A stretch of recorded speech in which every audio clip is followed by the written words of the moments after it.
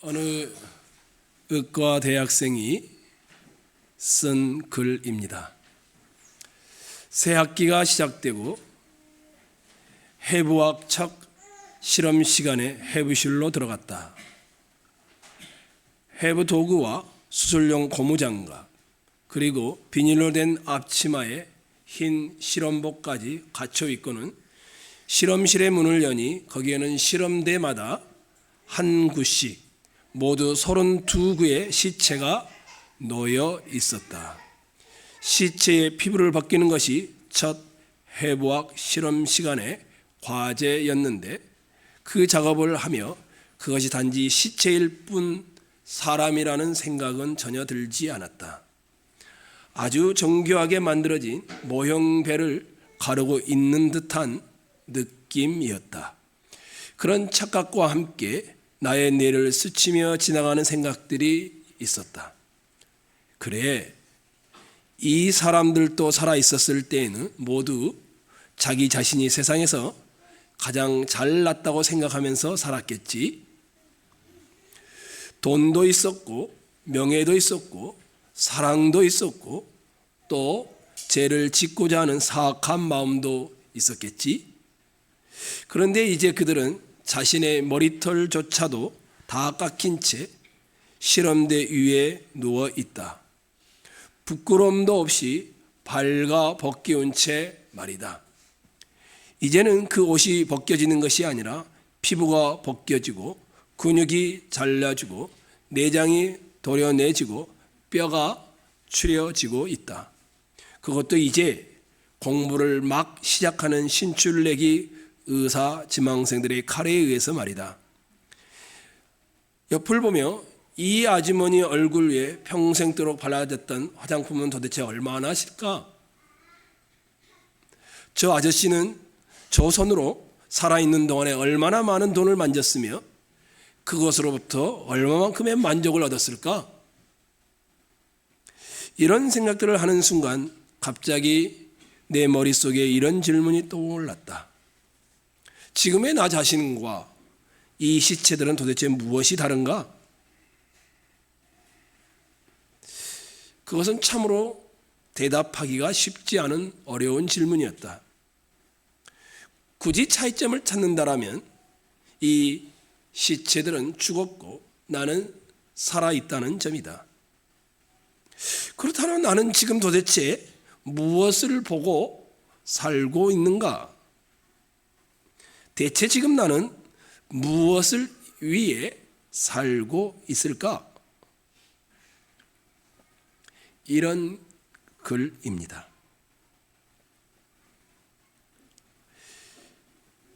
이 글을 읽으며 제 자신을 돌아보게 되었습니다. 나는 무엇을 보고 살고 살아왔을까? 지금 도대체 무엇을 위해 나는 살고 있는가? 임형임 집사님을 아시죠? 여러분이 아시는 대로 눈이 굉장히 좋지 않습니다. 황반변성증이라고 해서 서서히 시력을 잃어가는 질병을 앓고 있습니다. 집사님과 여러 차례 대화를 나누는데 그 대화 내용 중에 기억나는 것이 몇 가지가 있습니다. 목사님, 정말 답답해요. 이 앞에 있는 큰 글씨도 정말 집중해서 보지 않으면 잘 분간할 수 없다라는 것입니다. 조금씩 시력을 잃어가고 있다라는 것. 그런데요, 목사님, 지금보다 더 나빠지지만 않으면 감사하면서 살 수 있을 것 같아요. 집사님이 이런 이야기를 하고 병원을 올 때마다 그 경과를 이야기해 주곤 하였습니다. 저도 최근에 베스트 안과를 다녀왔습니다. 왼쪽 눈에 녹내장 초기라는 진단을 받았습니다. 겪어보신 분은 아시죠? 눈 앞에 벌레가 가끔 날아다니는 것 같은 그런 현상이 일어납니다. 얼마나 답답한지 모릅니다. 하지만 나는 보고 있다라는 것이, 그리고 보고 있으면서 지금 살고 있다라는 것이 우리에게는 앞을 못 보는 사람의 답답한 만큼은 답답하지 않을 것입니다. 더더욱이 우리 인생에 찾아오심으로 육신의 눈으로는 볼 수 없는 것을 보고 살아간다라고 고백한다라면 여러분과 저는 이보다 복된 일은 없을 것입니다. 그런데 우리 교회 안에도 찬양하고 예배하고 있지만 영적 눈은 감기운 분들이 있지요. 오늘 여러분 자신을 돌아보며 정말 나는 영적 눈을 뜨고 있을까? 정말 나는 주님을 보면서 살고 있을까? 이런 고민들을 해보기를 소망합니다. 오늘 요한복음 9장의 본문은 태어날 때부터 소경된 사람을 고친 사건입니다. 요한복음에서 6번째 표적으로 주신 사건이지요. 아마도 오늘 본문의 배경은 성전 그 주변일 것입니다. 예수님께서 제자들과 함께 성전에서 나와 길을 가시는 중에 한 사람을 보게 된 것이었습니다. 1절과 2절을 보면 이렇게 되어 있습니다. 예수께서 길을 가실 때 날 때부터 맹인된 사람을 보신지라. 예수님께서 본 사람을 소개를 해놨습니다. 날 때부터 맹인된 사람이다. 맹인은 뭡니까? 빛, 광명, 세상을 본 적이 없는 사람입니다. 낮과 밤의 구별이 의미가 없습니다. 색깔은 물론이고 형체도 인식하지 못합니다.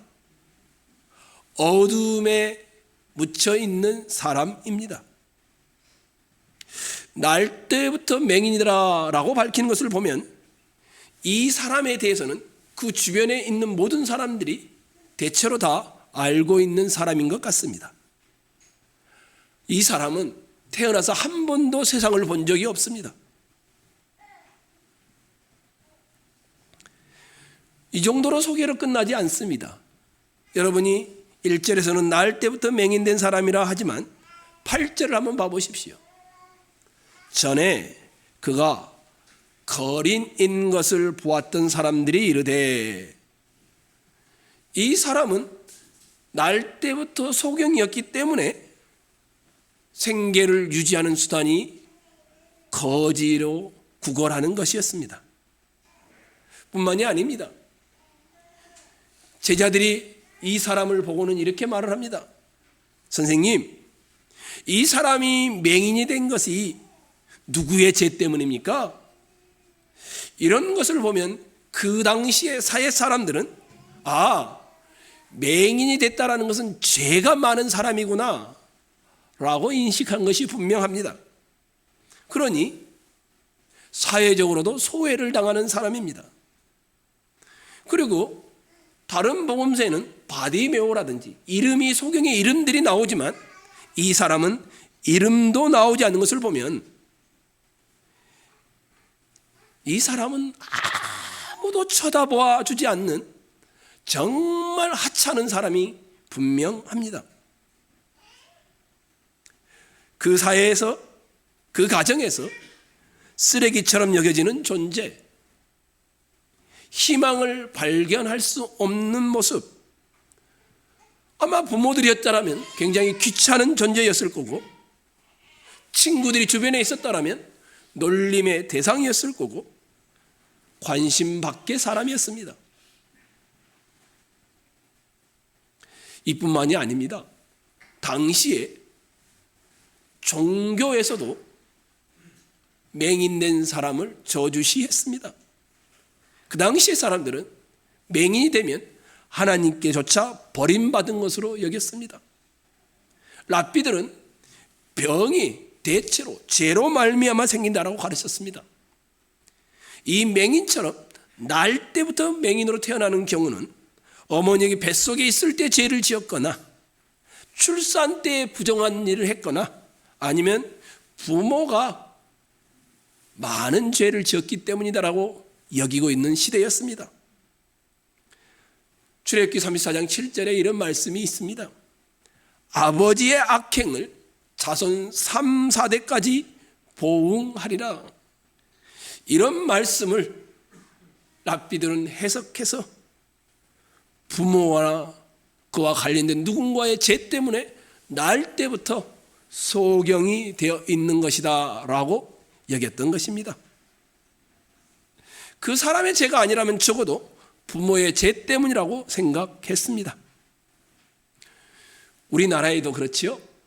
우리 옛 어른들이 이해할 수 없는 불행을 당하면 어떻게 말했죠? 전생에 내가 무슨 죄를 지어 이런 업보를 치르는가, 이런 말을 했지요. 윤회를 믿고 있는 불교 문화에서 나오는 잘못된 영향 때문이죠. 기독교인들이 해서는 안 될 말이기도 하죠. 그런데 조금 더 본능적인 그리고 직접적인 경우가 있죠. 자식이 잘 안 돼요.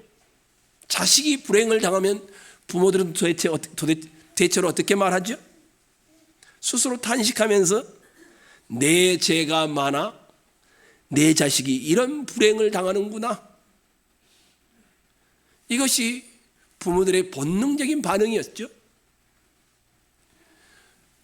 오늘 본문의 이 맹인은 완전히 쓸모없는 사람이요, 버려진 자요, 하나님께조차도 정죄를 당하여 버림받은 자로 여겨지는 존재였습니다.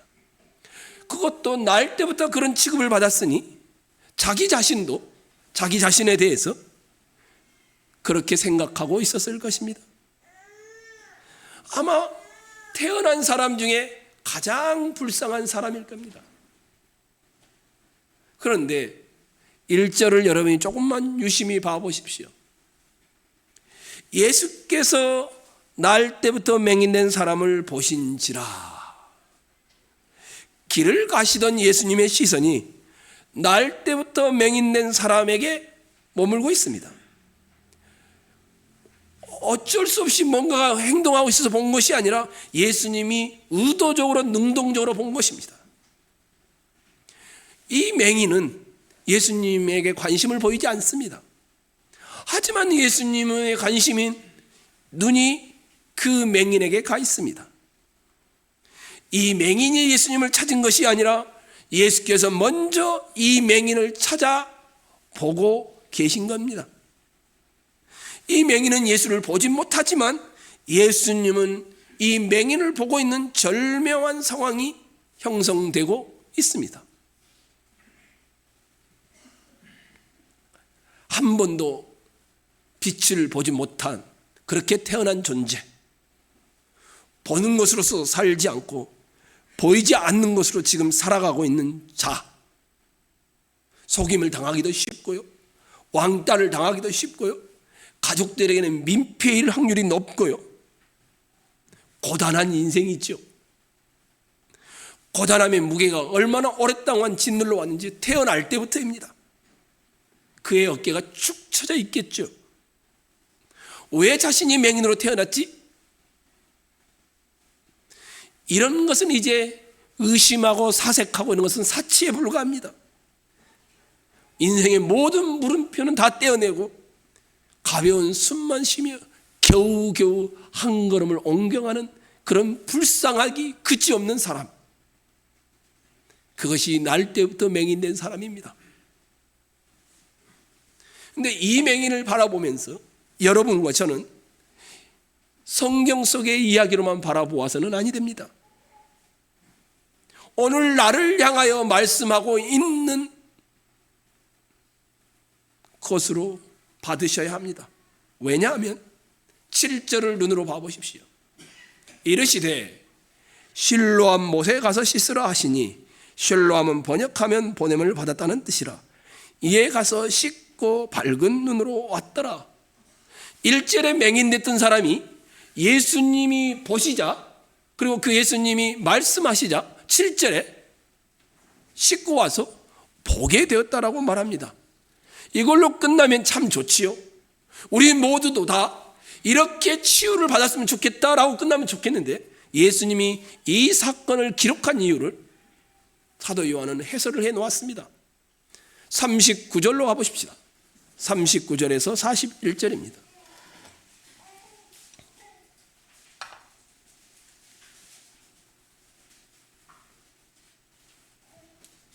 읽겠습니다. 예수께서 시작.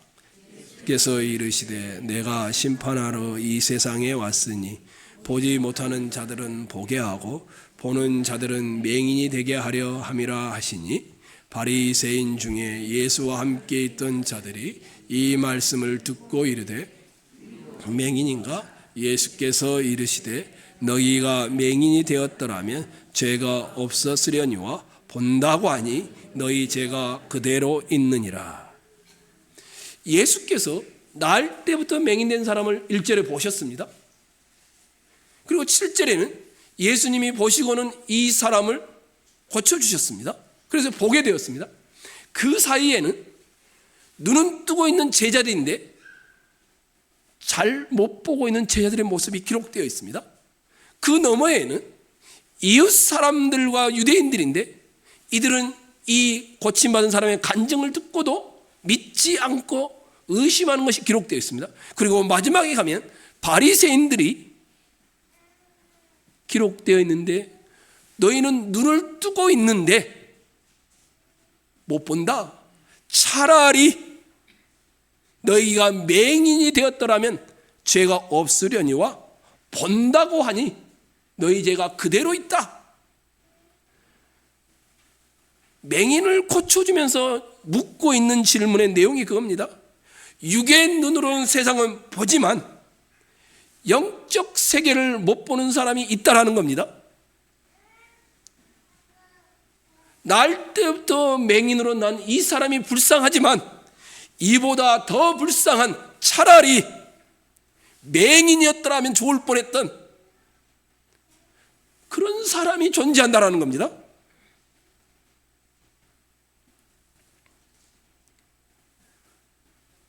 우리 가운데 육신의 눈을 뜨지 못해 고통을 겪는 사람은 거의 없습니다. 하지만 육신의 눈은 멀쩡히 떠 있지만 영적 눈이 제대로 뜨여진 사람이 많지 않을 수도 있습니다.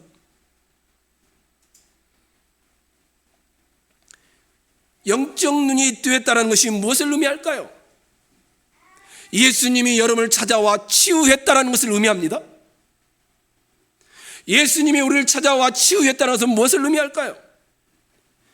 예수 그리스도가 하나님의 아들이시고 구원자 되심을 고백하는 것을 의미합니다.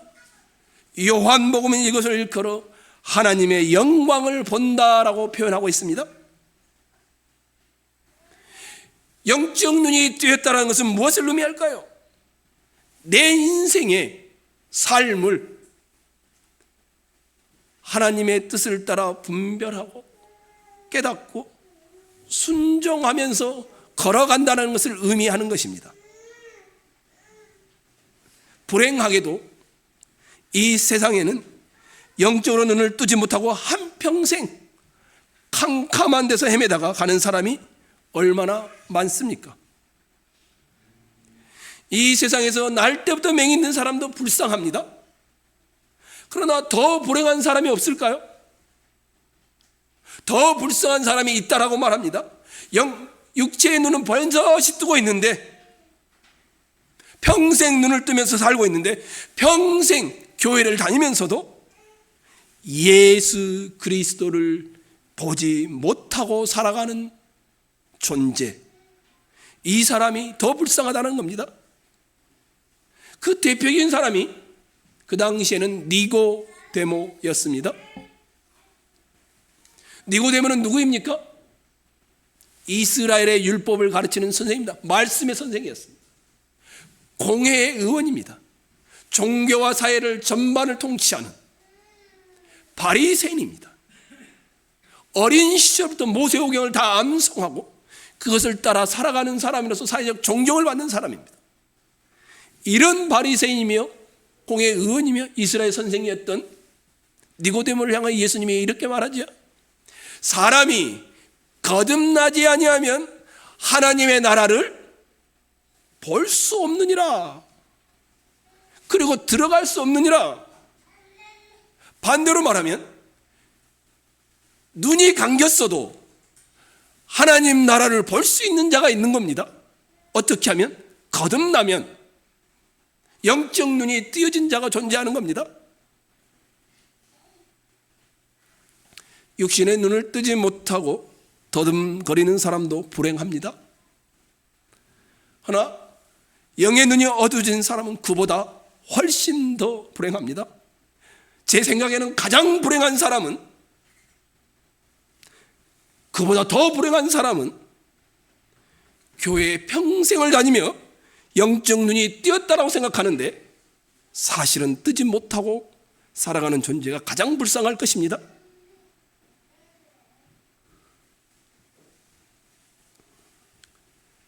반대로 보잘것없는 존재이지만 행복한 사람이 있습니다. 흔들리며 의심하며 살아가는 존재이지만 복된 사람이 있습니다. 수많은 인간의 사건 사고를 겪으며 살아가는 존재이지만 예수께서 찾아와 나를 보심으로 그 예수의 만져주심으로 눈을 뜬 사람들은 얼마나 행복하겠습니까? 비록 그 인생은 세상에 관심 밖에 있을지라도 날 때부터 맹인된 자가 예수께서 길을 가다 보심으로 치유의 역사가 일어나 보게 된 것처럼 그 자가 가장 행복한 자일 것입니다. 그러니 이 자리에 있는 여러분, 우리가 뭘 해야 되겠습니까? 주여, 주님을 보기를 원합니다. 주여, 내 눈을 열어주시옵소서. 주님을 보며 순종하며 분별하며 살아가기를 소망합니다. 이것이 우리 기도해야 되지 않겠습니까? 오늘 이 성찬에 참여하고 있죠? 떡과 잔을 마실 것입니까? 확연하죠?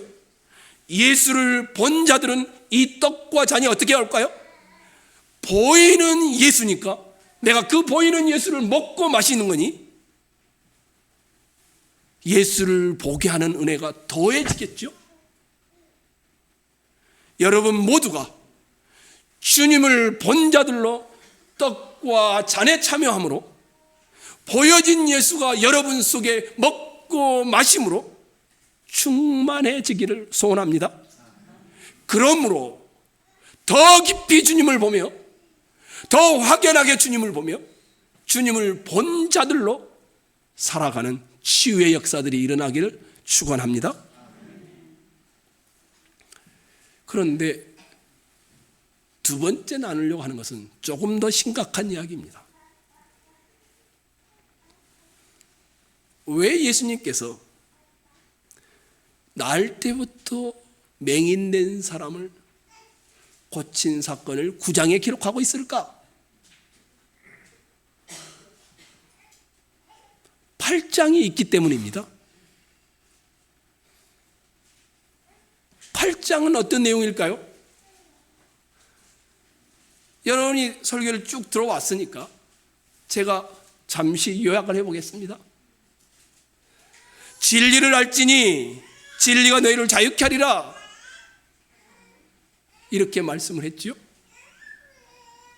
그랬더니 그들은 종이 된 적이 없다라고 대답했습니다. 그러자 예수님께서 너희는 나쁜 종자여서 이것을 못 알아듣는다라고 말을 했죠. 그들이 대답을 했죠. 우리는 아브라함의 자손들인데 어찌 종자가 나쁘겠습니까? 그러자 예수님께서는 너희의 아버지는 하나님도 아니고 아브라함도 아니다. 너희의 아비는 마귀니라. 못을 박아버렸죠. 그랬더니 이들이 당신은 귀신 들렸다 대받아쳤어요. 비웃고 예수님을 조롱했어요. 그러자 예수님이 다시 말했죠. 내가 진리를 말하는데 왜 안 듣느냐? 나는 아버지의 보냄을 받아서 이야기하는데 너희는 하나님을 아버지라고 하면서도 왜 내 말을 안 듣느냐? 너희가 아브라함의 자손이라고 하는데 아브라함은 나의 때 볼 것을 보고 기뻐했다. 너희는 왜 안 믿느냐? 이렇게 말을 해요. 그 말을 듣고 이들은 어떤 행동을 취하죠? 8장 59절 끝절을 봐보십시오.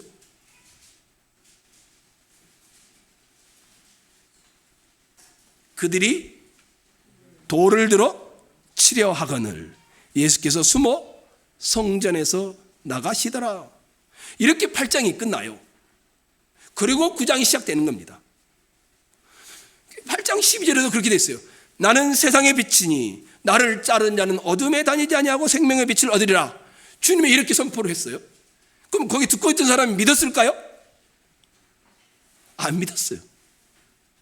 오히려 그 빛이신 예수를 꺼버리기로, 불을 꺼버리기로, 빛을 꺼버리기로 결심을 했어요. 하나님께서 모세를 통해 준 율법을 가지고서라도 예수를 짓밟아 없애버릴 궁리를 했어요. 이게 죄인들이 가지고 있는 일반적인 반응이었습니다. 그래서 예수님께서 마침내 꾸짖으셨어요. 너희들은 죄 아래에 있다라고, 죄 가운데 있는 죄인들이요 죄를 저지를 수밖에 없는 자들이라고 말합니다. 그 말을 들은 사람들은 그런 사실을 지적당하자 맞습니다, 회개합니다 이렇게 한 것이 아니라 죄를 지적하고 있는 예수님을 오히려 없애 죽이려고 합니다. 그리고는 그것이 심해져서 돌을 들여 급기야 성전에서 쳐 죽이려고 해서 예수님이 숨어서 성전에서 나가고 있습니다. 요한복음 8장의 이야기가 뭡니까? 예수님께서 우리 인생을 설득하시고 설명하시고 진리를 펼쳐 보이자 사람들이 환영합니다, 아멘, 할렐루야, 이게 아니라는 겁니다. 끔찍하게 반대를 했습니다. 빛을 꺼버리는 정도가 아니라 죽이려고 했다라는 겁니다. 그래서 처음부터 예수님께서는 오실 때부터 우리를 구원하는 방법으로 십자가에서 자기 자신이 죄값을 위하여 죽으셔서 우리를 고치는 것밖에 없다라고 말씀하셨던 것입니다. 요한복음 9장이 이런 8장을 전제한 다음에 시작하는 겁니다. 예수님은 진리이십니다. 예수님은 생명이십니다. 예수님은 빛이십니다. 예수님은 자유를 주시는 분이십니다. 예수님은 그리고 우리의 구원을 베풀기 위해 하나님을 보내서 세상에 오셨습니다. 진리를 말씀하시고 기적을 동원하여 보이셨습니다. 죄인들의 마음에 있는 생각들을 활짝 쪼개 알리셨습니다. 그런데 어느 인간도 그 예수님을 환영한 사람이 없다라는 겁니다. 돌을 들어 던져 죽이려고 했다라는 겁니다. 그래서 9장 1절에 8장에 이 모든 사람들을 상징하는 날 때부터 맹인된 사람, 아예 진리를 모르고 아예 빛을 모르는 사람으로 소개를 하는 겁니다. 날 때부터 소경된 자를 예수님께서 붙잡으신 겁니까? 아니면 소경이 예수님을 붙잡은 겁니까? 누가 붙잡았죠? 예수님이 붙잡았습니다. 이 사람은 저 옆에 지나간 사람이 예수인지도 모릅니다. 이 사람은 다른 사람을 볼 수가 없는 사람입니다. 빛이 있는 줄도 모르는 사람입니다. 더더욱 옆을 지나가는 사람이 누구인지도 모르는 사람입니다. 누가 붙잡아야 됩니까? 예수님이 붙잡지 않는 한 붙잡힐 수 없는 사람입니다. 근데 이 사람은 눈을 뜨게 해달라고 간구했습니까? 믿음이 있었습니까? 아닙니다. 기독교의 구원이란 무엇인가? 제가 이렇게 말하면 깜짝 놀랄 겁니다. 기독교의 구원이란 사람이 요구한다고 해서 되는 것이 아닙니다. 구원은 날 때부터 맹 있는 자와 같은 우리에게 하나님이 전적인 은혜로 찾아와 주신 신분입니다. 여러분과 저 중에 아무도 먼저 구원을 달라고 외친 적이 없습니다. 스스로 회개해서 용서받은 자도 없습니다. 주를 믿겠다고 홀로 결심하여 주를 영접하여 구원을 얻은 자도 없습니다. 많은 교회를 다니는 사람은 오해를 해요. 은혜가 무엇인지. 우리는 날 때부터 소경이기 때문에 자기에게 필요한 것이 무엇인지 모르는 존재들입니다. 아무도 구원이 필요하다는 감정이 없습니다. 욕구를 느끼지도 못합니다. 그런데 어느 날 내가 갑자기 죄인이라는 것을 알고서 회개를 했다든지 예수를 믿어야 되겠다라고 느꼈다든지, 이것은 그 이전에 하나님께서 여러분의 인생에 정하신 작업을 시작하신 결과물입니다. 볼지어다 내가 문 밖에서 두드리노니 누구든지 내 음성을 듣고 문을 열면 내가 그에게로 들어가 그로 더불어 먹고 그는 나로 더불어 먹으리라. 우리가 주님을 마음을 열고 환영합니다. 이것을 우리는 첫 행위라고 생각합니다. 우리 입장에서는 그럴 수도 있겠죠. 그런데 그렇지 않습니다. 누군가 이미 마음 밖에서 우리의 마음의 문을 두드린 사건이 있었기 때문에 우리는 그때 비로소 우리의 마음의 문을 열었던 겁니다.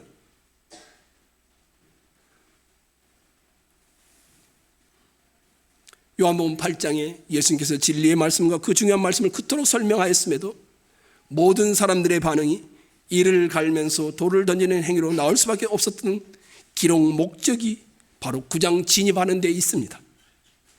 9장의 1절은 이렇게 말하고 있는 겁니다. 너희가 이 자리에 어떻게 앉아 있는지 아느냐? 전은교회 성도 여러분, 요한복음 9장을 접하고 있는 여러분과 저는 절대로 믿었기 때문에 앉아있다고 생각해서는 안 됩니다. 어느 날 내가 결심해서 앉아있다고 생각해서도 안 됩니다. 날 때부터 소경된 내 인생에 하나님께서 은혜로 찾아온 결과로 내가 지금 앉아있는 겁니다. 그분께서 나를 붙잡아 내 눈을 뜨게 하고 그 결과로 내가 이 자리에 앉아있는 것입니다. 기독교와 다른 종교의 가장 큰 차이점이 여기에 있습니다. 기독교는 돌을 깨우치는 종교가 아닙니다. 기독교는 예수 그리스도께서 먼저 우리를 붙잡고 우리를 찾아와 앉혀 데려놓지 않으면 아무도 구원을 얻을 수 없다라고 말하는 종교입니다.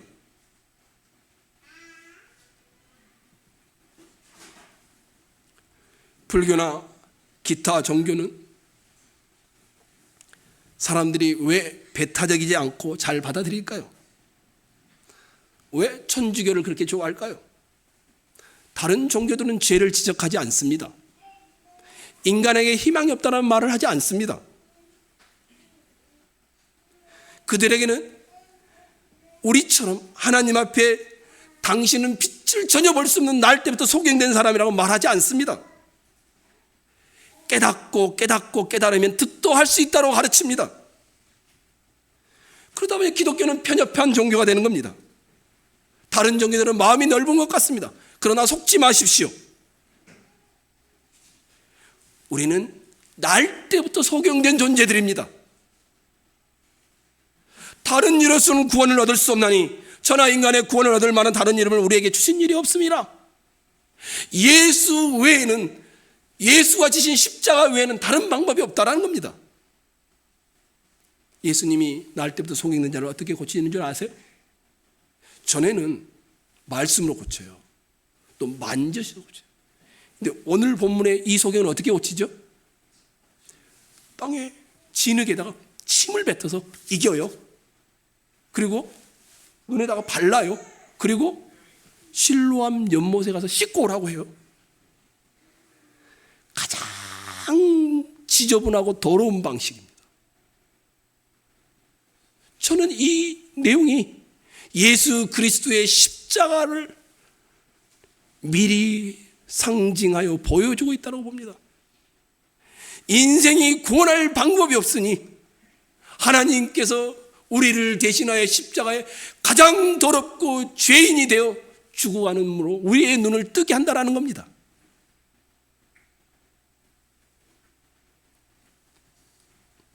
그래서 이 자리에 앉아있는 여러분, 떡과 잔에 참여할 여러분, 꼭 기억하십시오. 저 같은 것을 구원하셨다는 말씀입니까? 저는 한 번도 손을 내민 적도 없고 이 자리에 이끌려 달라고 말해본 적도 없는 것 같은데, 하나님, 제가 저 밖에 있는 사람과 무엇이 다르기에 저 같은 자를 데려다 놓으셨습니까? 제가 저 사람들은 무엇이 더 낫습니까? 하나도 나는 것이 없습니다. 사회적으로도 경제적으로도 아무것도 없습니다.